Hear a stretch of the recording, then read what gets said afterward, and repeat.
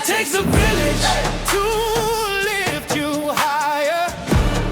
We teach the way, feed the fire. It takes a village. Welcome to another episode of the Village Podcast, where people help people. And man, I have somebody here that's no stranger to Hattiesburg, doing great things in the community. And I consider him a brother, a good friend of mine. So will y'all help me welcome Nelson Haskin Jr. to the show?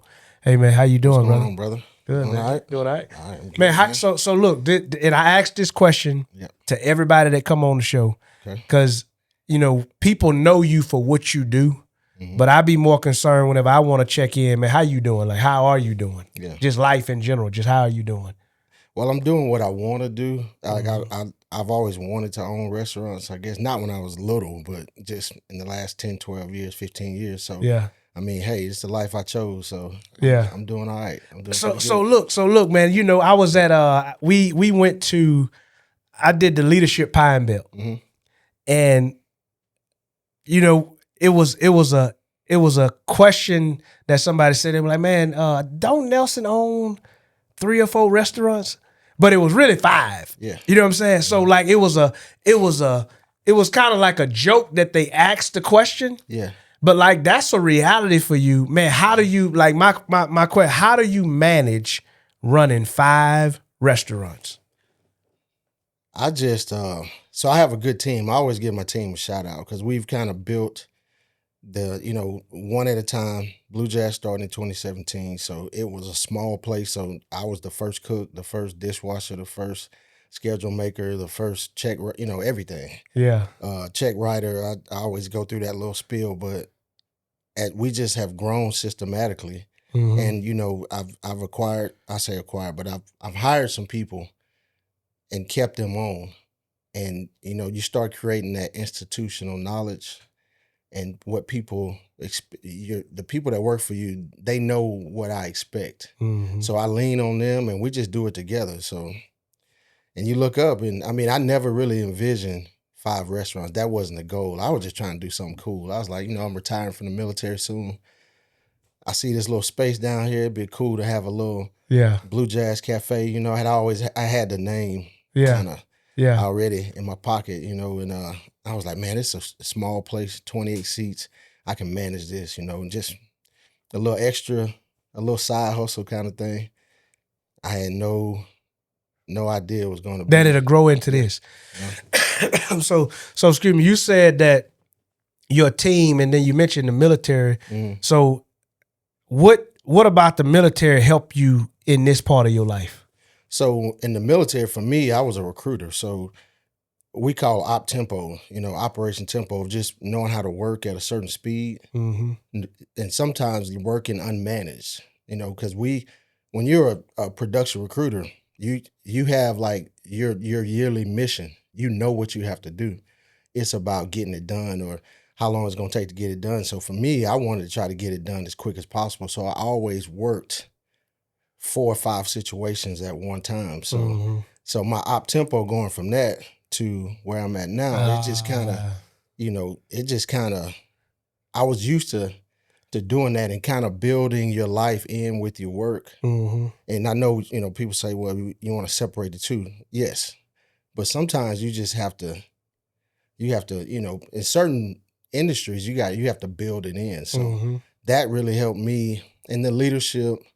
And I know we'll probably get into that, but the leadership skills and what you're taught and how to run a team and how to be a good peer, all those things bleed over into the restaurant industry for me.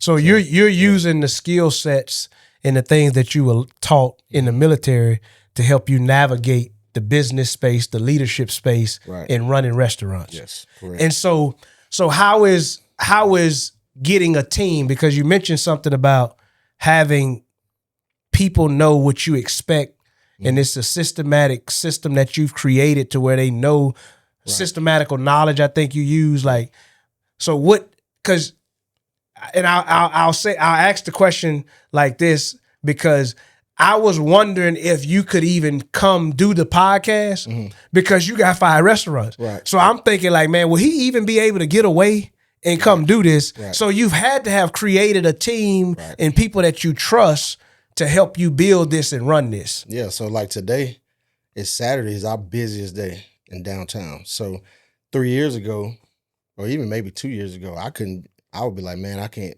do it on Saturday. And, you know how we talked about what I've done today. And it's 1 o'clock.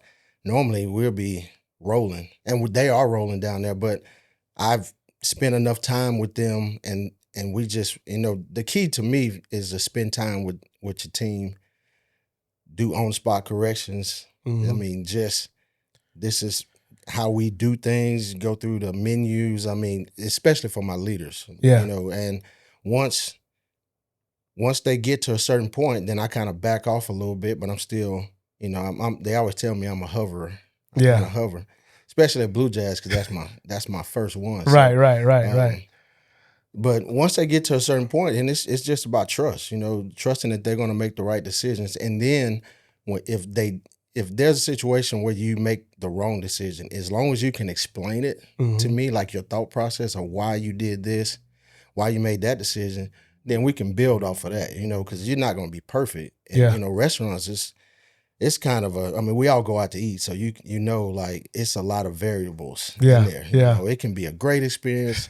You can have great food and bad service. You can have bad food and great service. You know, you can have both of those and not have a clean place, and it can all throw it off. So it's a lot to trying to keep it all together, but it really kind of just starts with simple stuff, simple things. So how do you, like, because so I go to Blue Jazz, you know, and my wife and I, we enjoy it. We go downtown and we eat, and I've seen you in there working before. And so is that something that you do? Not that you have to do it, but you work alongside the people in there to let them know, hey, I'm in this with you. I ain't just this owner. I'm not just this guy that's trying to look over you and say, you need to do this. I'm actually going to bring out food. I'm actually still cook some stuff. Oh, yeah, because I enjoy doing that. Now, I don't know if I'll ever get to the point to be just totally hands off, because I feel it's just in me with downtown. You know, I just love being downtown. You know, they've embraced us. And so I want to make sure it's right. But what I try to do is work myself into a position where maybe I'm just a plug and play guy. You know, I'm just, you have a hole in your schedule, I'll come fill it. You need me to, you know. So you still do that? I still do it.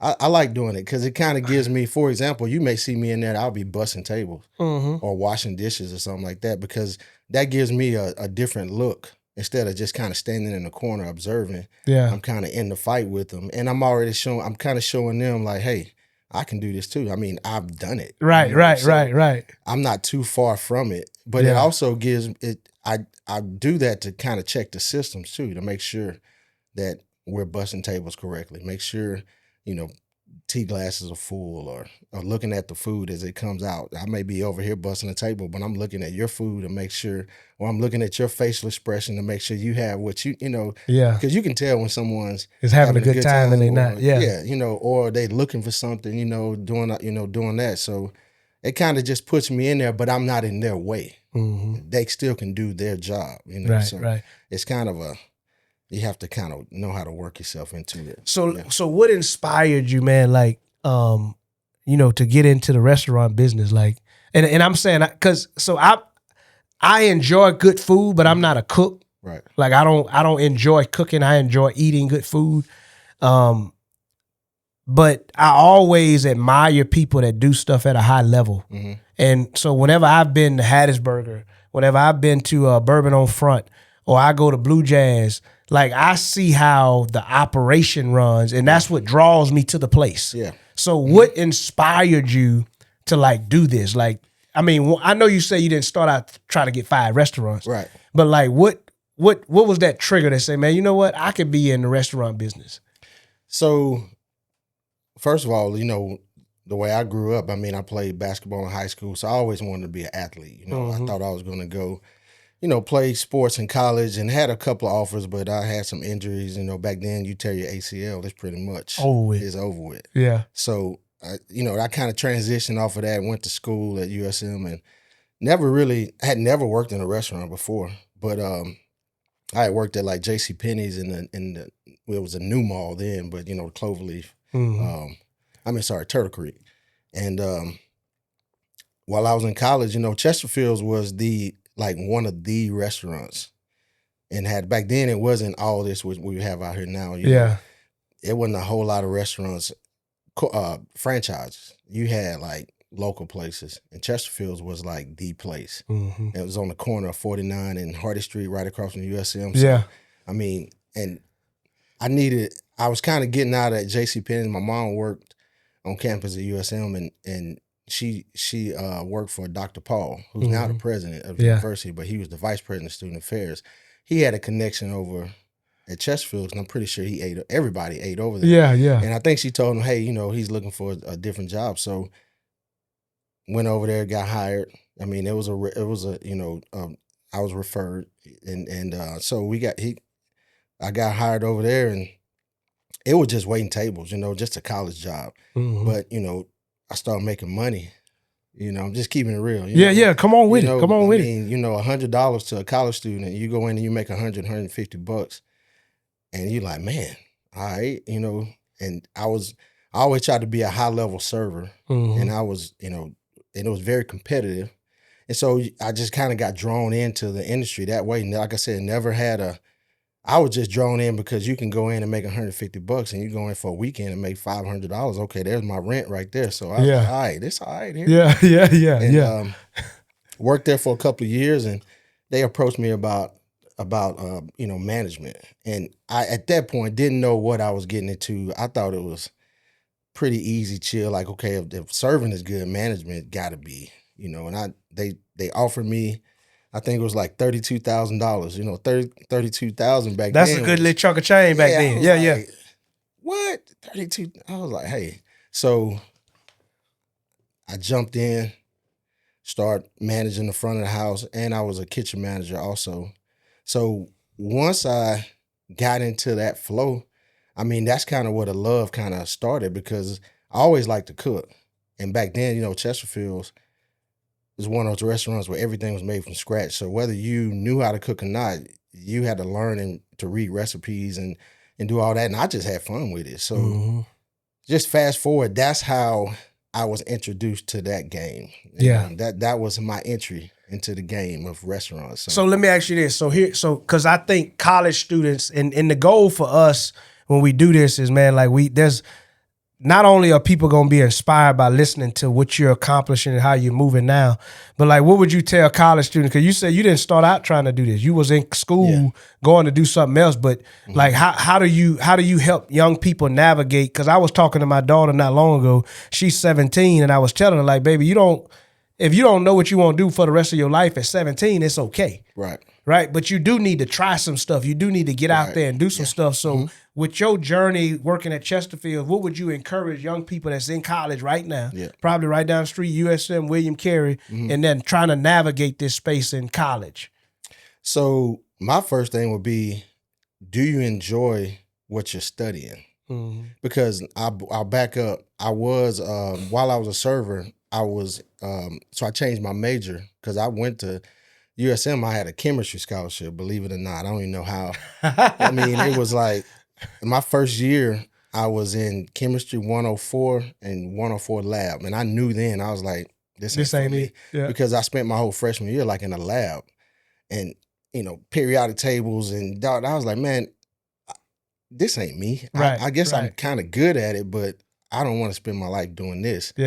So I switched to business administration and accounting. Then I ended up in hospitality management. When I did that, it just I felt better. So what I would tell, it's okay to like what you like, because if you enjoy it, I think sometimes we focus on the end game and the salary. Like, okay, this degree starts off at $50,000. Come on, bro. If you don't really enjoy what you're doing, you're not going to be the top of that game. That's it. So you may be in it, but you just may be a number. That's it. But if you can go specialize and be an expert in whatever it is, then to me, that's my advice. Yeah. You know, but I'm careful about doing that too, because I don't want to lead them out of where they already are. But I just ask, are you enjoying what you're doing? Are you enjoying, begin with the ending in mind. Like what does this lead to? You graduate and then what? Yeah. Because if you graduate and you have a certain degree and you're not, it's going to be hard for you to get a job, or this is the job you're going to get, but you don't really want to do it, then you're just kind of spinning your wheel and spending money. Yeah, and I think it's strong that you say that, because I had to go through that growing up. Like, I was in school for business administration. Mm-hmm. And not that I don't like business, because I'm in business. I do business for myself too. Right. Yet the stuff that I was being taught was not what I wanted to. I didn't enjoy that. Right.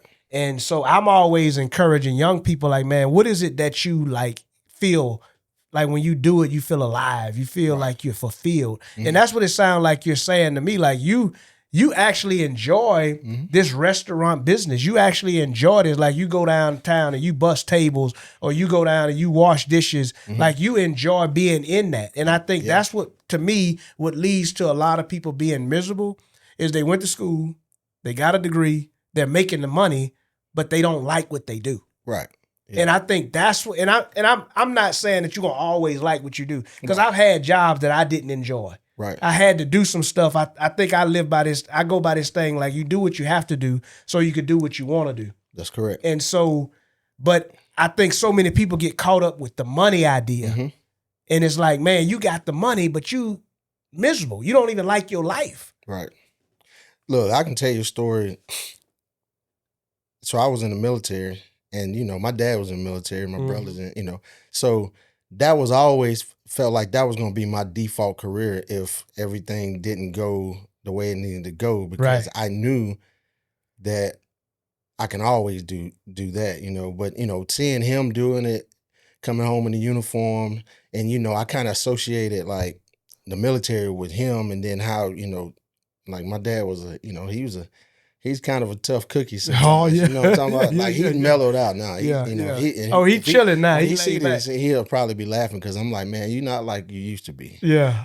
But it's all good, but so I'd associate like him with the military, and I'm like, I don't know if I'm going to do that, But I qualified for it, took the test, did all the stuff, But to your point, sometimes you have to do what you have to do, because I was in the restaurant business and it was going okay. But eventually I ended up back in the military. I was kind of off and on. I was in the military part-time for 6 years while I was in college. So that's the other part of the story. And I was a restaurant manager. So I kind of had a two-way go. And then I opened my first restaurant. And I know I'm probably skipping a little bit. No, go ahead. But I opened my first restaurant in 2005. I was 29. And I was like, all right, I can do this. That's when so I did that for 3 years. But it didn't go like I needed it to go. I mean, at the end of the day, it was a bought lesson. Like he always say, well, you bought that lesson. Yeah. Because I thought, if you can cook food, if you're good at cooking, if you sell good food. What was the first restaurant? Nelly's Deli. Okay. Yeah, it was in the Cloverleaf Center then. This is when, Turtle Creek, all the stores moved out here, and the old mall turned into like a business center. So you had like big companies in there, so they still had the food court. So I had rented a spot in there, and I was like, I'm gonna open my own restaurant. I've been working at Chesterfield's and all that, and I did. It was called Nelly's Deli. Yeah, and we had good food, but we went out of business too. So look, this is good though. Yeah, because what I always enjoy when there's a story behind what you see. Because, see, some people could be oblivious to it, and they just think, man, you know what? Yeah. Man, Nelson got 5 restaurants. Oh, yeah. And it must have been easy for, but you just said, y'all, you had a restaurant that went out of business. I went out of business. I lost money. I failed. That's why I tell people I lost money. I thought I was good at it. I was good at cooking, but I wasn't good at running the business. Okay. And so fast forward, people see the success now, but like you said, there are only a few people or people that have been in Hattiesburg that know Nelly's Deli, right? Nelly's Deli was open for 3 years. I was 29. I wasn't focused, but I had the skill set to do it. You know, sometimes just because you can do something don't mean you should do it. Yeah, Because I come was on, like, you brother, know, come I was on. like, you know what I mean? Like the food was great. Yeah, The business model was terrible. terrible. And it was all because of me. I wasn't focused. I wasn't disciplined. You know, it was a lesson. Now, we had some obstacles because I mean, we opened in April, I'll never forget, April of 2005. Well, August in 2005, Katrina hit. So I didn't have any capital. I was just operating off cash flow. Just whatever I had in the bank, that's what I had. That's what I had to pay my employees, groceries, all that stuff, right? And I was trying to live out of it. I mean, you know, trying to take care of me. Mm-hmm. And it don't work like that. So I kind of fast forward, we got through Katrina, but when you don't have any money, any capital, when something like that hits, and then you don't have like the assets or the ability to go get credit, okay, that's a whole nother story. It just was a downhill spiral, and then it got to a point where I just had to fold up the tent. Actually, I because my dad was kind of helping me toward the end. He was injecting some cash into it, and then he came in one day. He was like, "Hey, bro, it's over." He So said, he "It's done over doing with. it. Done. It's over with." And so I was out of the military then. He was still in. Yeah. And I never forget. I'd signed my contract to go back into the military in the restaurant a couple of months before I closed. Because he just put it in front of me. He said, "Hey, you need to do this. I know you don't want to do it, but you need to do it." So that was in 2008. So from 2008 to 2020, that was the second half of my military career. Yeah. So fast forward to, like I said, where we are now, that bought lesson, that's why, you know, I'm focused and I'm it kind of makes you a little callous to certain things. You don't get too high, you don't get too low. You don't read all the press about, you know, oh, you got 5 restaurants. I'm like, yeah, it's cool. But I can remember that day that I closed Nelly's Deli. Man, it was like the most humbling, gut feeling, couldn't sleep, just embarrassed, you know, kind of, you know what I'm saying? Yeah, And so, that provides the fire for what I do now. Yes, sir. But a lot of people don't know that part of the story because, you know, unless people ask or they know, and I don't mind sharing it, but it's such a long story. No, man, but get look, into it. You know? I think it's good for people to hear it because when you say you want to do something, do you have the resolve to do it, see it fail, and then get back in the fight? Right. Because look at what that failure produced. Yeah. Right? For one, I think it produced a more focused man. Oh, yeah. A man that understands business now. Like, and so that's why, like, I don't just have people on this show, because he got 5 restaurants. Like, bro, that inspires me to see you doing this. But I also know there's a story behind it happening. And that's what I think. If we were more real with people and they could see the hardships of what this looked like, it ain't always easy. It ain't always sweet. You got to deal with some stuff. You done had to close some stuff down. I think people would go in more prepared. Right. If we told the truth. Or they ask more questions. Or they would, because I mentor, you know, people ask me my opinion. I'm like, hey, you want to come by? We sit down. You know, if you want me to help you or just give you some advice, I'm going to give it to you. But I'm also going to give it to you now. I'm going to give it to you real. Yeah. You might, and I've had those situations where I have a young entrepreneur that come in and I'm like, you know, I don't know if that's going to work because here's why. I'm not going to just I'm going to try to show them based off what I've learned. And I'm like, look, I've already spent enough money for the both of us. Yeah, you know what I'm talking about? I've lost enough money. Yeah. So please use some of this wisdom. Yeah. So, you know, it might not feel good what I'm saying because I've been told there have been a lot of times when I've been told, man, I don't think that's going to work. And they were right. You know, I had to adjust. But I think if, like you said, for our next generation, we got to give it to them straight. You know, everything is not what you see now with the 5 restaurants. And see, I try not to even focus on like the 5 restaurants. That's a reality. That's what it is. But I don't sit around waking up thinking about it. Oh, I got 5 restaurants. Yeah. I just wake up and I just go do what I need to do at each place to be successful. It's a little different formula. But my goal now is to try to manage my managers and manage the leaders so they can do their job because I'm paying them real money to do their job. I can't run 5 restaurants. I can oversee them, Yeah. And I like them because I like them to be close because I can walk to each one of them. Right. But ultimately, they have to do their job, you know. So I try to give it to people straight. Like, this is what it's got to be.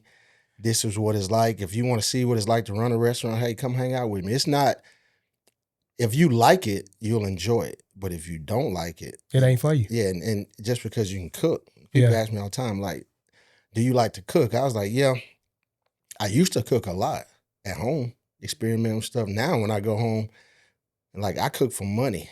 Yeah. You chilling now. Yeah. Like when I cook, and you know, that might sound like, it's not arrogant, but it's the facts. Like, when you cook for fun and you cook for money, it's two different things. Because when you're cooking for money, that means that money has to go and pay for stuff. So your focus is to create, and you want people to be happy. You want the food to be good. And when you come in, I want it, but it goes a little, for me, it goes a little further. Like, is transactional too. You know what I mean? I mean, I try to make it family and that feeling, but it's transactional. Like, every time we make a sale, every one of all that money, the profit of anything goes to Mississippi Power, Inspire Gas, Comcast. So this is your Property thought process. taxes. This is what you looking at. Oh yeah. Yeah. I just look at it like, because that's what keeps me focused and not in, you know, kind of like, oh, I got 5 restaurants, I'm the man. Like, man, no, I'm looking at payroll. Yeah. I'm looking at, you know. You on the business side of it now. Yeah, I'm on the business side of it. So, Yeah. but that's where I was not Mm. when Nelly's Deli, you know. I was just cooking, Yeah. you know, making food, you know, seasoning up, you know, making it look good. Here you go. Yeah. And let the money come in, and then you don't know where it's going. You know, it's a humbling feeling when you look and you have a great weekend, and then you realize, like, all right, Monday, all these deposits are coming in, is good. But then it's like payroll, taxes, insurance.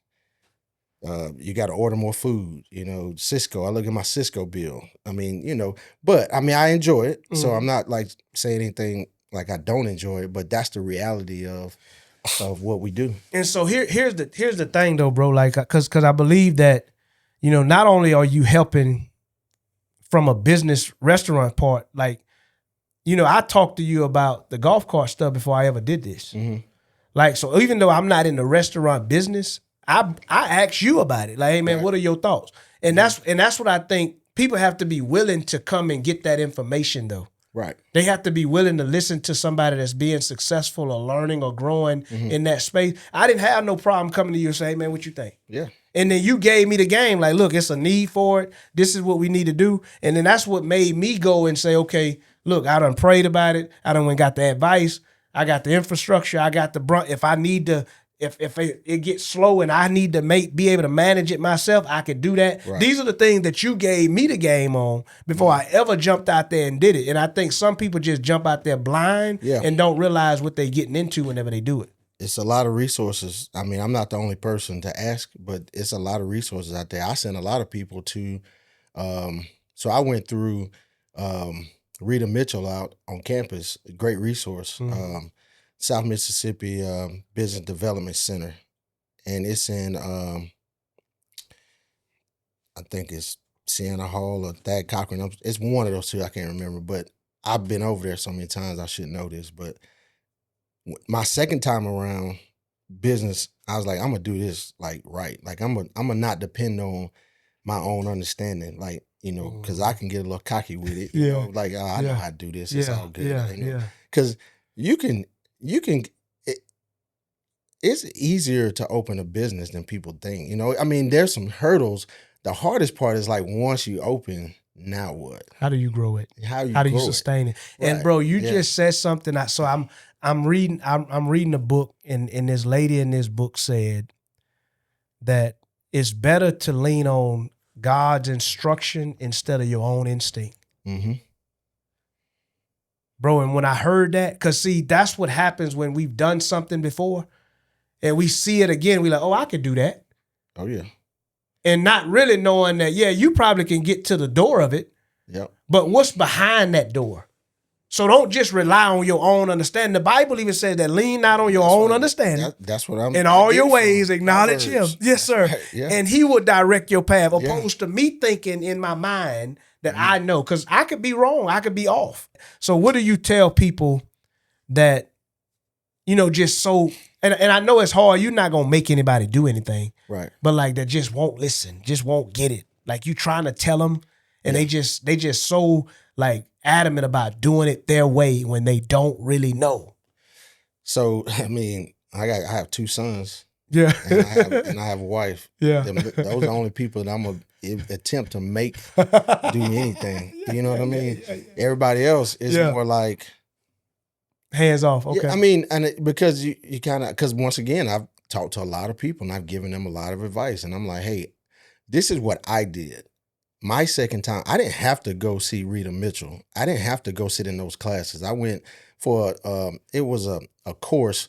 It's about 5 weeks long, and each week, each Tuesday, you go and it's about an hour and a half, and it breaks down a business plan one week, marketing the next week, cost P&Ls one week, and that stuff is no matter what industry you're in, that's universal stuff. Mhm. You know what I mean?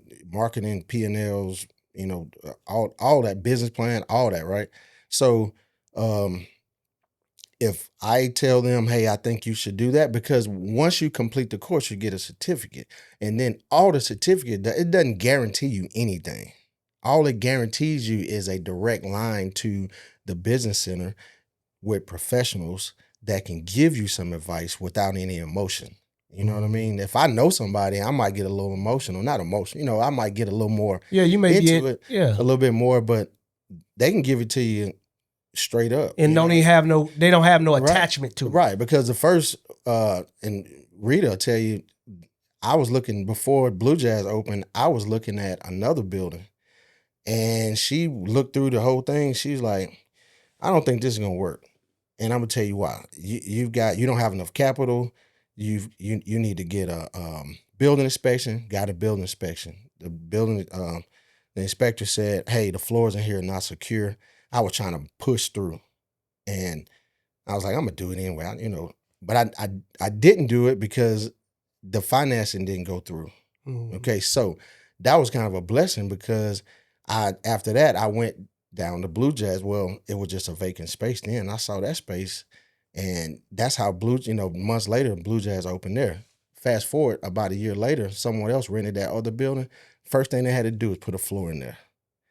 See, that would have took me out the game. Yeah. You know what I'm saying? Because I didn't have a whole lot of money Capital to start do with. that. And she told you that. And she told me that. Yeah. And so I look at that and I was like, this is, I say God using someone. And that's why I say, when I start getting ahead of myself, I'm like, all right, lean not on your own understanding.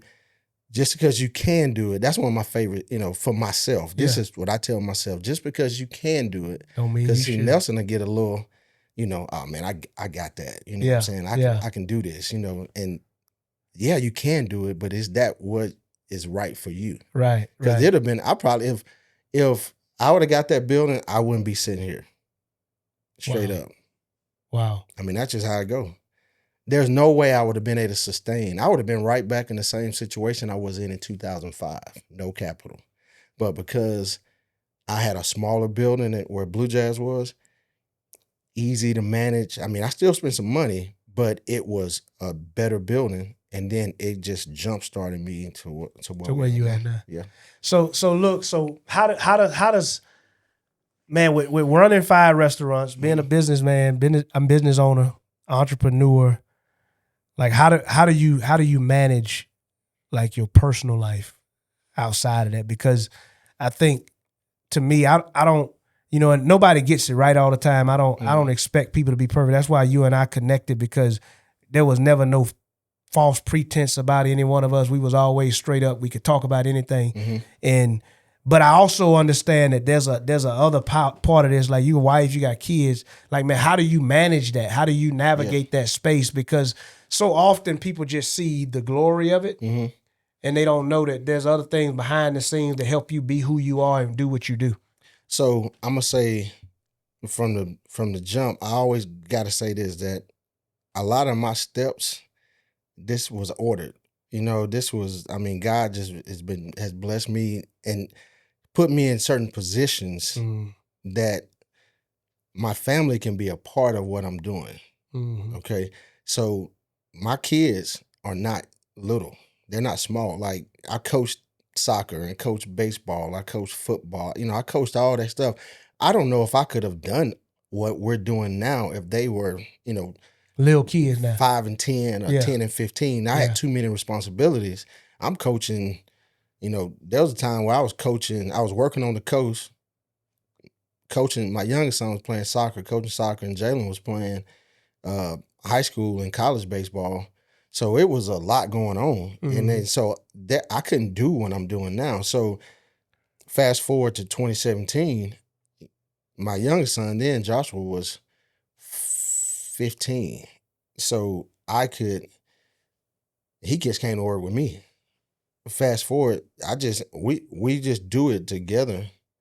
And we did it so much together. Jalen's a baseball coach now. Yeah. So he said he's done with that. Like, I'm out of here, man. I told him, I said, look, this is what I love to do. You go find what yours. You got to go find what you love to do. So let me ask you this, because I know so many people, they have a family business. Mm-hmm. Like, how do you not try to make your kids do that? Because I know them. It's just, I know them. I know that if I'm not here, I just know I know what they're going to do. And I'm not going to sit here and fool myself to say they could just run the family. They can just, yeah. And once again, restaurants are kind of, they're complicated. It's, you got to really love it's too many variables involved. And I think that if it was simpler business, with not as many variables, I would feel more comfortable. But I'm not saying they don't love it, but I don't want to burden them with something that you love, that I love. Yeah. So we'll see how it goes over the next 10 years. I tell my wife all the time, like, hey, I'm keeping it real. Like in 10 years or so, if somebody come and they want to buy it all, I'm not going to be opposed to it. I'm not saying I'm going to do it. Right. But I've already had one career in the military. I want to keep it for a long time, but I also don't want it to be one of those restaurants or restaurant companies where when I'm gone, it just deteriorates. I want to put them in the best position possible. If they don't want it, it's some, property involved. We can work that out, but I'm not going to burden you with something because I see it all the time. I mean, there are a lot of restaurants and just say I see it. Yeah. I see what the end game looks like when the children are not interested in what the parents had going on and they just have a building and then they don't want to do anything with it and it just sits there. So it turns into an eyesore. Yeah. And I don't want all of our hard work to end up like that. I'd rather just cash out and say, here you go. Yeah. Just keeping it real, So look, before we wrap up, man, recently you received an award. You was on the front page of a magazine. Tell me about that. Yeah. So, I graduated from Southern Miss and, the talent is one of those things where you see it, you read it's on campus and never thought I was, when they approached me about it, I was like, all right, well, cool. Who else is, is it a group or is it an alumni association or a certain alumni? They were like, no, it's you. I'm like, so it's just me by myself. And I was like, yeah. I was like, all right. So it's like an article or something, because I've done a lot of interviews. Once you've been in business for a while, you do a lot of stuff. And they were like, no, you're gonna be on the cover.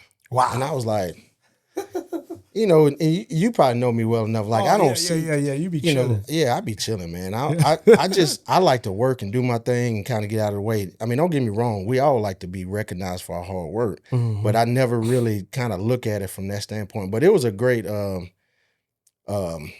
honor to be on because I look at some of the people that have been on there. I mean, this is the university's magazine, so I'm happy more so for my mom, because she worked on campus for almost 30 years. Yes, sir. And she,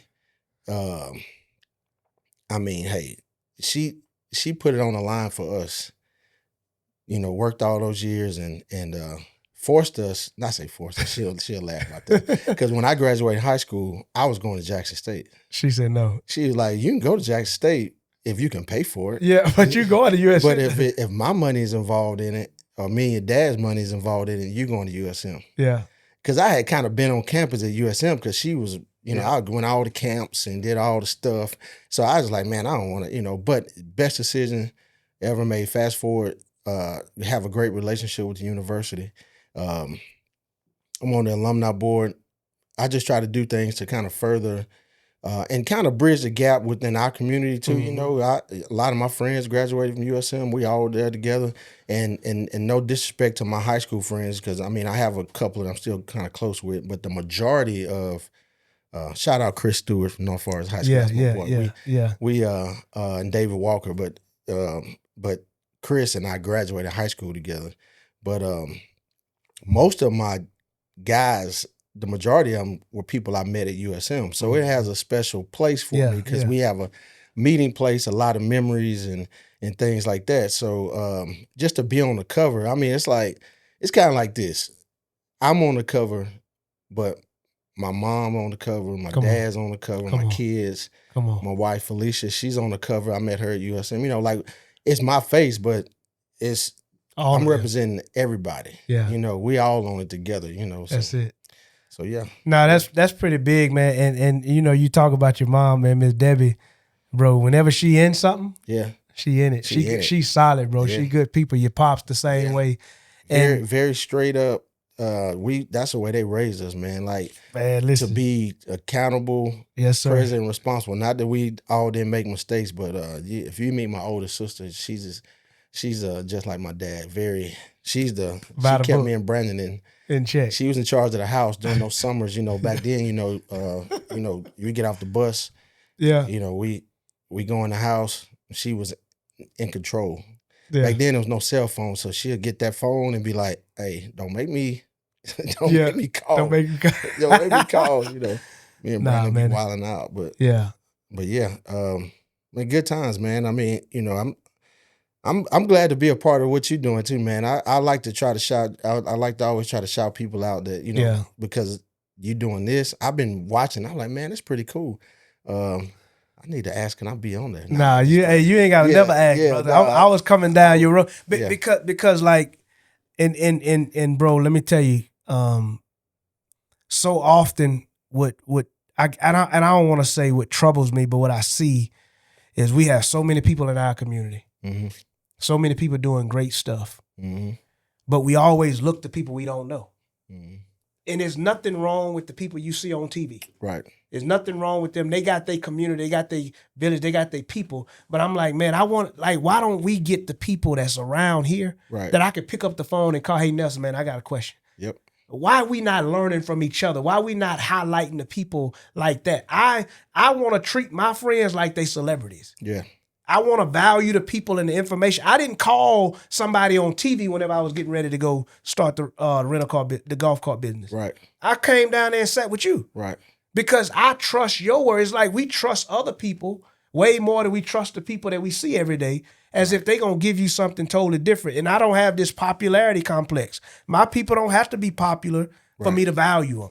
Yep. So that's why I thought it was important for you to come on, for you to share, for me to highlight what you're doing and the stuff that you're doing in the community, because, man, it means something to see you do what you do. And I want to speak on that just a little. I think this is what I tell when people ask me, like when we have a conversation like this, I'm like, listen, and we got to stop worrying about what other people think about us. Yeah. Or questions about, I'm talking about in the community. Like you said, you came to me not worried if I was going to say, yes, I'm talking to you, no, or man, that's a crazy idea, whatever. You know, you came because you wanted to know, and you trusted me to give you my honest opinion. Mm-hmm. There's nothing wrong with talking to other people about, you know, your goals, and don't worry about, like, for me, now, of course, I tell people all the time, like, I'm 51.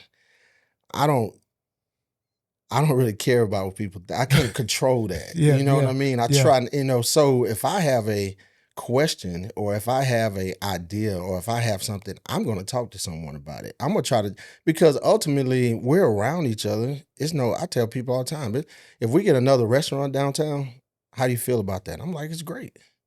I mean, maybe I can offer them something about downtown. You know, I want to see everybody because it's good for all of us to succeed. Yeah. And I'm a big believer in local economy because I see what the, you know, because we could talk about what we're just saying, and you could take that to a financial side too. You know, like spend your money locally, but it's our responsibility as business owners to give people quality businesses. Yes, sir. You know, so they can spend their money. That's one of the things I try to, when people walk into those restaurants, I want it to be local, but I want people to wonder, like, man, this kind of looks like a corporate place. Yeah. You know, that everybody's in uniform, and you know, I want it to look a certain way because I value the dollar, because I want you to spend your money with me.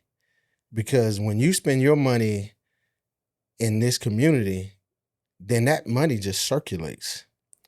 You know, I tell people all the time, that's how when someone comes and asks me for a donation for a baseball team, or they ask me for something, like that, money came from local people. That's it. And it didn't come from outside the state of Mississippi. We're helping each other. Yeah. And I think if we could ever understand that concept, we'll be better off when we say, hey, man, let me go holler at Nelson. Let me go invest in what he doing. Let me go talk to him. Because the money, like you said, it circulates. And it keeps us all growing and better, opposed to me thinking, oh, man, I ain't going to help him. Yeah. I'm going to be in competition with him. Yeah. I'm going to not like what he doing because he winning. Like, I'm the type of person, it does me good to see you winning, because that means it's something I can win too if you win. Competition is good. Yeah. Competition it keeps you on your toes. And I think sometimes to kind of bring it all together, I think sometimes in our community, we think competition means I'm trying to get at you. Yeah. You know trying to what I mean? take something from you. Yeah. I'm really trying to push you to be better. Yeah. Because if I have a golf cart company and you have one, and your sales are better than mine, obviously you're doing something. It's room for all of us. Yes, sir. You know what I'm saying? Yeah. You know, because when we talked about the golf cart, I was like, man, you'll get those. They'll be rented out. You're gonna need more. Yeah. I see it. Yeah. And you can't just have one place or two places. Everybody can't afford to go get a golf cart. Because I was looking, I was like, man, them things expensive. Because I was thinking I was going to go out there and get me one. I was like, man, I can go get me a used car. You know, but they can afford it for a day. Yeah. So when the weather's like this, and so is it competition? But it pushes people to be better. And you know who benefits from it? The consumer, the people, the community. If you know, so I just always tell people competition is good. Yeah. You know, it might make you a little nervous, you know, but you got to take that energy and you got to put it back into your business. No, I love it. I love it. Well, look, man, that's all for we got for today. Yeah. So, you know, we say we're going to come back and do this again. Yeah, part 2, right? man. So, yeah, we'll do part 2, man. I want to be a resident. Quarterly. Yeah, when we come in and chop it up there. Yeah, just chop it up. Hey, we can do that now. Yeah. Like I'm saying, don't push me, because I'll make that happen. I love to do it. I mean, seriously, like, I mean, I love what you're doing. I love the podcast. I was listening to Portia's with you the other day, and you know, it's good that you just have people in the community coming out, and I think this can go, you know, as far as you wanted to go, you know. Yeah. But I just love to be a part of it. I might not come on here and talk about nothing. I mean, you might not, you know, but and then once I get bored, you just say, hey, bro, that's enough, man. Nah, that's good. That's good. Nah, we can do that, man. Well, look, that's all we got for today. Thank y'all for tuning in to the Village Podcast, where people help people. Hope you all find something that was shared by Nelson Haskin Jr. today, and it takes you further in your life and whatever it is you're doing. Don't forget to like, subscribe, and share this channel with someone else. It takes a village.